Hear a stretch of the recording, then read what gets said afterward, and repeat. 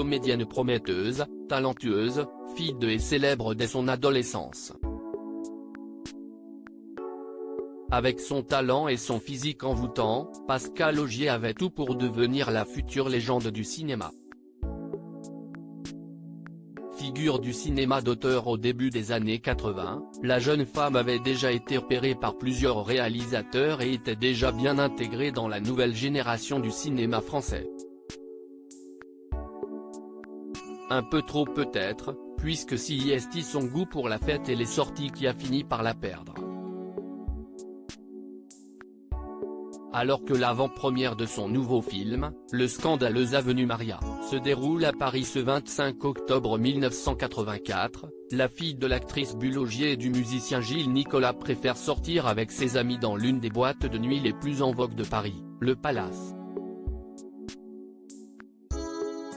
Une dernière soirée au terme de laquelle elle s'écroule, terrassée par une crise d'angor, un signe annonciateur d'une crise cardiaque.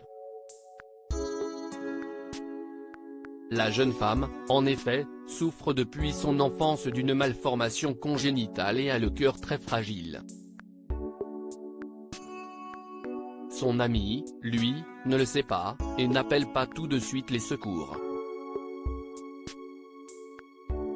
Un retard qui lui sera fatal, puisqu'elle décède chez lui, à quelques heures à peine de fêter ses 26 ans, le lendemain.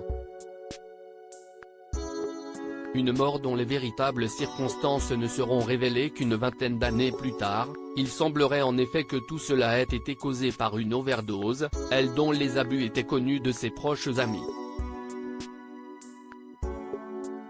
D'ailleurs, bien avant que tout cela soit officialisé en 2018, le chanteur Renaud, dont les addictions ont également rongé la vie,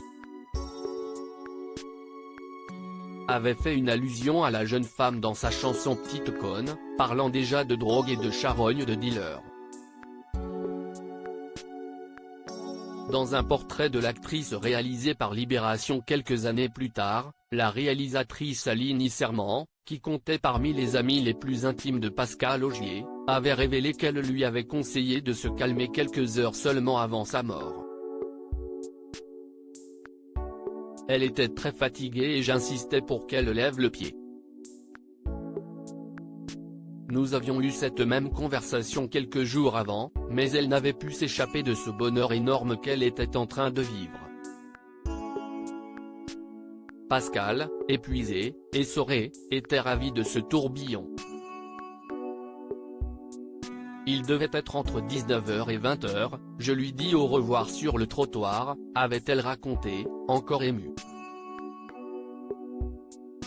Sa demi-sœur, Émeraude, avait également pris la parole en 2018, ma mère est venue me chercher au collège. Elle ne voulait pas que j'apprenne la nouvelle par un copain d'école qui l'aurait entendue à la radio. Je ne me rendais pas compte que Pascale était si connue. Pour moi, c'était juste ma grande sœur, une fille normale avec une vie un peu dingue. Une vie un peu dingue qui a fini par causer sa perte, mais qui lui laisse l'image d'une icône éternelle, que rien ne viendra jamais lui enlever.